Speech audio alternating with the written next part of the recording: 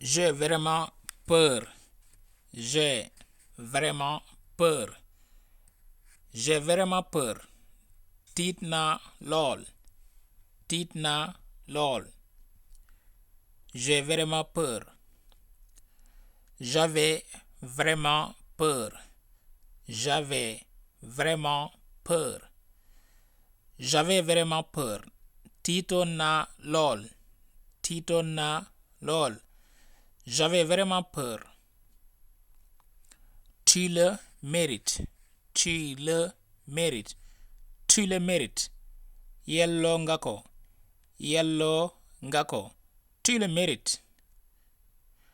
Ok, di wax rek sama gars yi nga xam si ne dañoo bëgg a bokk ci njàng bu anglais di leen yëgal ne am na formation bu nu ubbi bu war a commencer ci mois de juin bii ñu jëm incha allah ci loo xam si ne anglais ngir ñiy doog a door English for beginners anglais pour débutants yi formation 3 mois léegi ci xéwal gu yomb 13000 booy dugg loolu ngay joxe ci loolu mooy formation bi lépp loolu rek ngay fay incha allah. te njàng mi jàng anglais la jaarale ko ci làkk wolof alright ku ne xam ne jàng jaarale ko ci làkk wi nga nàmp ci lay gën a yombee ok ku bëgg a bokk ci formation boobu mën nga ñu jokk ci whatsapp bi ci 0033 bi ngeen a gis noonu 758 40 87 55 danañ la wax naka lay tëddee naka ngay def ba mën a bokk ci njàng mi ok jànge anglais ci wolof jànge ci saw làkk. Tu le mérites tellement. Tu le mérites tellement. Tu le mérites tellement. Yelloo nga ko lool. Yelloo nga ko lool. Tu le mérites tellement. C'est un homme calme. C'est un homme calme. Nit ku dal la. Donc calme mooy ku dal. C'est un homme calme. Nit ku dal la. Calme-toi. Calme-toi. Dalal. Calme-toi. Calme-toi. Je ne travaille pas aujourd'hui. Je ne travaille pas aujourd'hui. Je ne travaille pas aujourd'hui. Tey duma liggéey. Tey duma liggéey. Wala nga ne duma liggéey tey. Wala nga ne tey liggéeyuma. Je ne travaille pas aujourd'hui. Je vais faire les courses. Je vais faire les courses. Je vais faire les courses. maa ngi dem nduggi.